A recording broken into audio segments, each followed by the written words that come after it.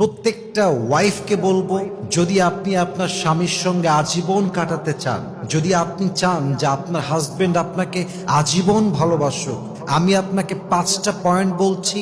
এই 5টা পয়েন্টে স্বামীকে কখনো লাঞ্ছিত করবেন না, কখনো আঘাত করবেন না, কখনো কটাক্ষ করে কথা বলবেন না। এই বাজে শব্দ, এই বাজে বিষয় স্বামীর সামনে কখনো মেনশন করবেন না।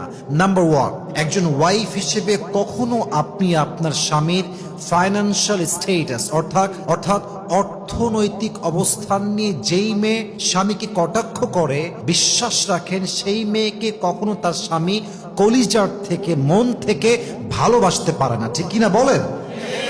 একজন স্বামী যখন বাহিরে কাজ করে বাসায় ফিরে আসে, সে একা ফিরে আসে না, অনেক প্রেশার নিয়ে, অনেক চাপ নিয়ে, বাসার চাপ, কাজের চাপ, বসের চাপ, অফিসের চাপ, এই সব কিছু নিয়ে ক্লান্তি মাখা মুখ নিয়ে সে বাসায় প্রবেশ করে।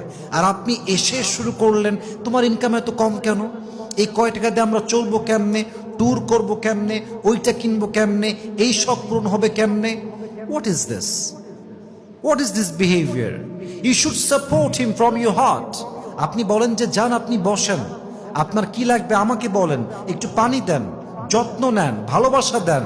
আরে যেই স্বামী আজকে 20,000 কামাই করে, আপনার ভালোবাসা পেলে, যত্ন পেলে, খাতিরদারি পেলে, আপনার হাজবেন্ড 10,000 নয়, একদিন 10 লাখ ইনকাম করে দেখাবে। ঠিক কিনা বলেন? He is not sitting idle. He is trying his best. And he is limiting his cross just to make you happy. প্রত্যেক দিন স্বামীটা মাথার ঘাম পায়ে ফেলছে বউকে হ্যাপি রাখার জন্য। আমরা যারা জব করি, যারা চাকরি করি, বিজনেস করি, কাজ করি, আমরা আমাদের জন্য সবকিছু করি না, আমরা ওয়াইফের জন্য করি, আমরা সন্তানের জন্য করি। পুরুষ মানুষ মানুষকে নিঃস্বার্থ ভালোবাসতে পারে। ঠিক কিনা বলেন? So please, as a wife, you have to support your husband.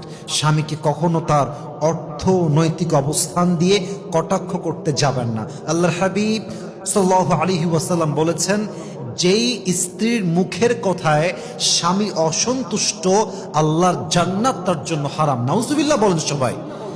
এই জন্য প্লিজ আমার প্রিয় বোন, আমার শ্রদ্ধাভাজন মা, আমার রেসপেক্টেড সিস্টার, প্লিজ আপনার হাজবেন্ডকে কখনো অর্থনৈতিক অবস্থান নিয়ে কটাক্ষ করবেন না, বরং সাপোর্ট দিবেন। আল্লাহ প্রত্যেকটা মা বোনকে বোঝার তৌফিক দান করুক। আমরা সকলেই জবান খুলে পড়ছি আমিন।